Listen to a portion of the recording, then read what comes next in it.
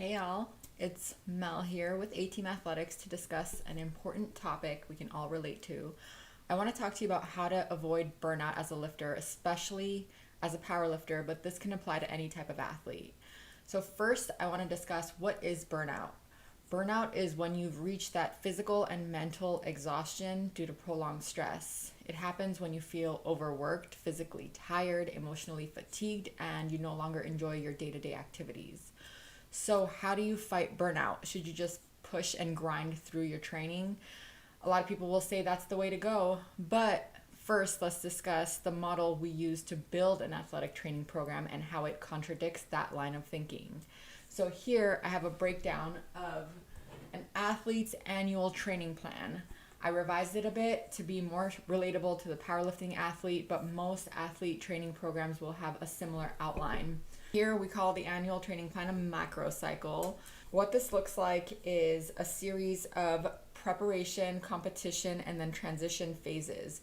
For powerlifters, we usually recommend about 3 or 4 competition phases in the annual training plan. So it would just look like repeating this a few times, however many times that you want to compete.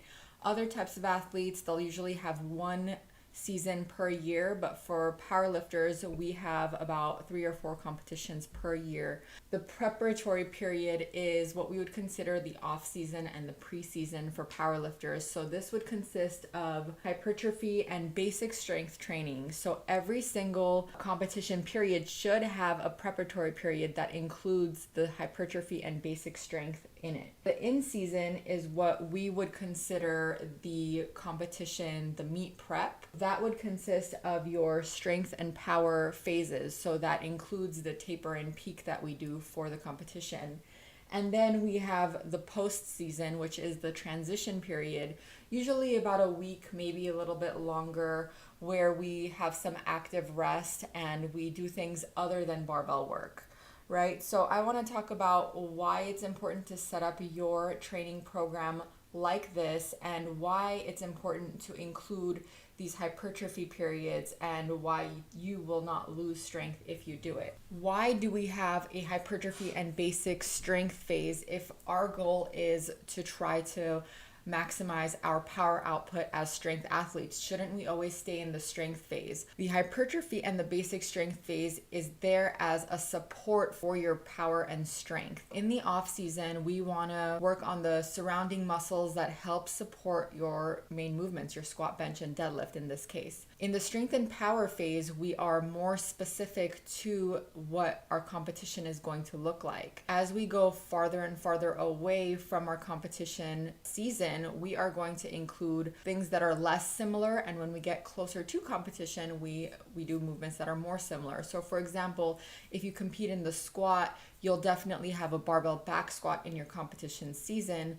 But as you get farther and farther away, you might have varied types of squats. You can do squats with different types of bars. You can do higher rep ranges, things of that nature that might mimic the activity, but it's not identical to the activity that you're doing, which is a barbell back squat. What the active rest does is it allows you to recover from your competition season and go into your next off season a little bit more fresh. Now, what happens is when you're overworked, it doesn't just cause a physical fatigue, it also causes a mental fatigue. That repetition could be a bit draining for people mentally, emotionally. So what we want to do is we want to take just a mental break, and this can apply to your nutrition as well. If you are constantly tracking your food, logging everything, making sure you're staying within a weight class, your off season and the active rest period after your competition season is a way for you to just take a little break from it. And a lot of people are concerned with, well, am I going to lose strength if I do a long off season? And the answer is, if you do lose strength, it will come back very quickly. Now, this is easily observed with the last several months of the COVID shutdowns. We have seen a lot of people lose access to the gyms. And then once we opened back up, we saw people go back into the gym and their strength came back quicker than they ever thought. So yes, you might lose a little bit of strength initially, but the idea is you won't completely be losing access to the gym. You're still going to be training, you're still going to be working those muscles, you're going to be gaining muscle ideally. But the idea being that those support systems will cause you to eventually lead into a stronger competition season. If you were to kind of look at it as if it's like a chart of progress, progressive gains, this will look like if two people were to do the exact same training program in their in season and they both increase their squat bench dead strength the same, and then this person goes on to do an off season and this person just keeps going, keeps increasing their strength, it's going to look like this, right?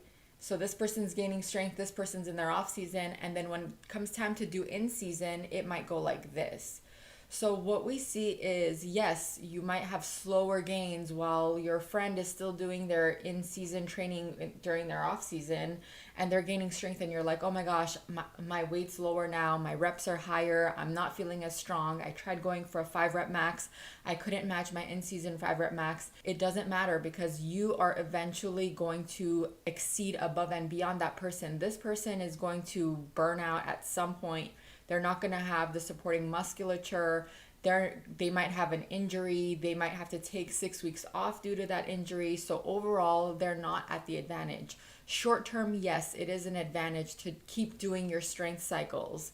But long term, over the course of a year, over the course of 2 years, 3 years, 4 years, that person is going to burn out. Now, there's things that come into play, like people who take drugs are going to have the advantage. But if you're a natural lifter, this applies to you because you need to make sure that you're taking care of your body, that you're recovering well, that you're not fatiguing, that you're not burning out. Following a training plan that does hit all of these points, that does give you a solid hypertrophy phase, that does build you into a strength phase, that is thinking about you over the long run is going to help with your mental and physical burnout. All of this to say, don't worry if you're not hitting those same numbers that you were hitting 6 months ago, because at some point you're going to exceed those numbers. Being an athlete is about what you can do over the long run.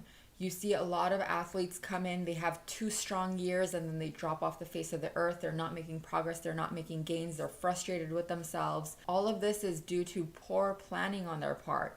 If they plan properly, if they allow themselves to have a few months of weaker training or less intense training, they're going to add gains in the long run. So if your goal is to have long-term gains and to avoid burnout, you have to include things in your training that don't involve your exact sport specifics. All right, guys, that's all I have for today. If you have any questions, please write a comment below. I hope this video helped you.